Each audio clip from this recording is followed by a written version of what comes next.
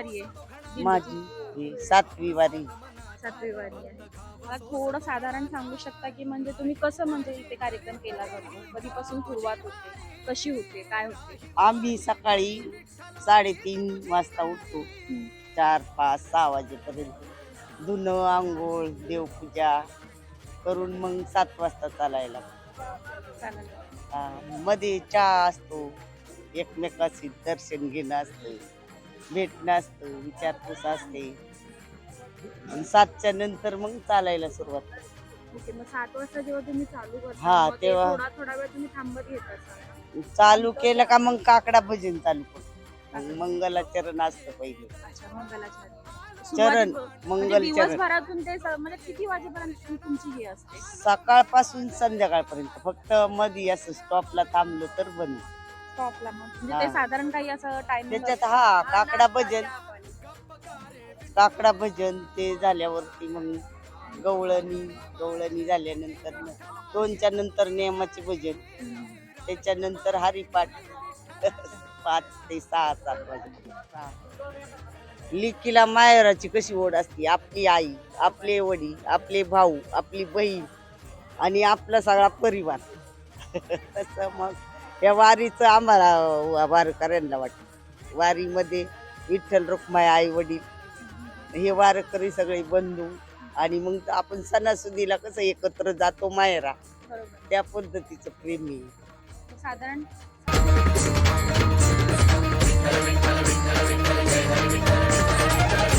मी पुण्याहून आले.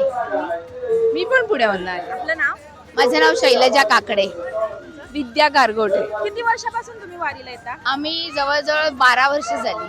12 दोघींना हो पण same तेवढेच वर्ष हो झाले. हो. काय वाटतं तुम्हाला आल्यानंतर इथे काय? खूप छान वाटतं. एक तर हा माहोल इतका सुंदर असतो की म्हातारी सगळी माणसं चालत असतात आणि आपल्यासारखी तरुण जर इथे नाही आली तर त्यांना उत्साह वाटणार नाही. हे मला आवडतं. त्याच्यातून काय मिळतं म्हणजे असं? ह्याच्यातून इतकं प्रोत्साहन मिळतो की आपण यांच्यासारखं आपण फिट राहिलं पाहिजे.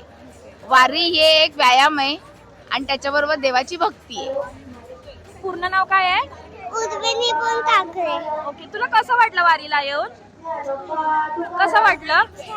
छान वाटलं. तू मजा केली भरपूर? ती आज मस्त वारीचा ड्रेस करून आली होती आणि मुलांनाही खूप आवडतं ह्या गोष्टीत यायला. सगळ्यात महत्वाचं आहे त्या परिस्थितीत माणसाने ऍडजस्ट करायला माणूस शिकतो. कुठेही झोपा, काहीही खा, कसंही ऊन वारा पाऊस याची पर्वा न करता आपण देवाचं नाव घेत जे चालतो त्याचा प्रत्येकाने अनुभव घ्यावा. यावर्षी आदेश बांदेकर सुद्धा वारीत आलेले आहेत, तर ह्या सगळ्याचा बोध सगळ्यांनी घ्यावा. धन्यवाद. मुंबईला राहणारे किंवा कोणाला म्हणजे कामात ग्रस्त असलेली माणसं, तर त्यांना जमत नाही जास्त वारी वगैरे करायला किंवा काही गोष्टी करायला जमत नाही, तर त्यांच्यासाठी तुम्ही काय संदेश द्याल की काय केलं पाहिजे साधारण? त्यांनी थोडंसं ना समाजामध्ये म्हणजे हा काय आहे, हा कनेक्ट आहे समाजाबरोबरचा जो आपला तुटलेला आहे शहरातल्या माणसांशी.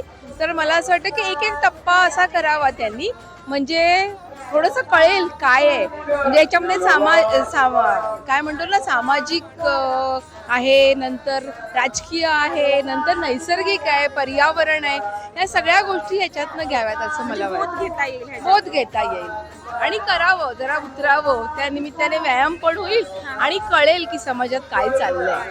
येस. राही उपाशी घरी विठ्ठला.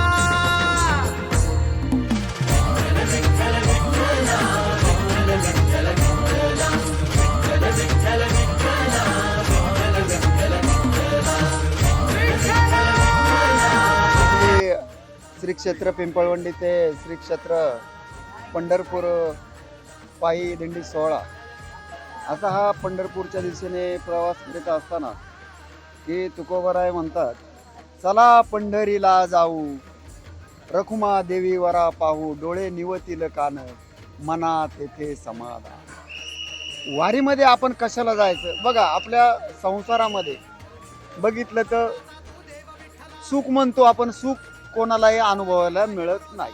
मग आपला वारीचा उद्देश काय? की त्या ठिकाणी आम्हाला पांडुरंगाकडे सुख मिळणार आहे. सर्व सुखाचे आगर आहे ते पंढरपूर, म्हणजे सर्व सुखाचे आगर बाप रखुमा देवीवर. मग अशा पद्धतीने ही वारी होत असताना, बरं, वारी ही सर्वांगाने होत असते. काया वाचा म्हणे, नाही का, कायेनी वाचेनी मनानी. कायेने काय करतो आपण, वारीमध्ये प्रवास करतो, नाही का. वाचेने काय करतो, भगवंताचं नामस्मरण करतो. मनाने काय करतो, भगवंताचं चिंतन करतो. अशा पद्धतीने ही वारी सर्वजण सुखासाठी त्या ठिकाणी चाललेले आहेत, नाही का. तुम्हाला सांगितल्याप्रमाणे की सर्व सुखाचे आगर बाबारात महादेवर. माझं नाव हरिभक्त परायण श्री संदीप महाराज सोनवणे. धन्यवाद.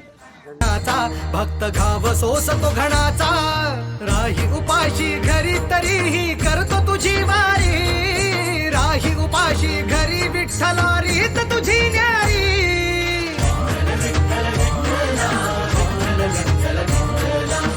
म्हणजे मनापासून सांगते की आम्ही तुमच्यासारखं 1 महिना आम्हाला नाही सुट्टी भेटू शकत, तर आम्ही काय केलं पाहिजे. म्हणजे जे आम्ही 1 दिवसासाठी आलोय आज याच्यासाठी, तर ते बरोबर आहे का, काय वाटतं तुम्हाला. भजन ऐकत राहणे, त्यांचा सहवासात तुम्ही राहणे, भजनामध्ये तल्लीन होणे, हरिनामामध्ये म्हणजे मनापासून नामस्मरण करणे. वारकऱ्यांची सेवा करणे, वारकऱ्यांची सेवा करणे. वारकऱ्यांची सेवा करायची. पंढरपूर होणार आहे. आई वडिलांना तुम्ही जीव लावा, आई वडिलांची सेवा करा, त्यात तुमचं पंढरपूर होईल. ते सासू आई वडील सासू एकच झाली. आई वडिलांची असतं आमच्या.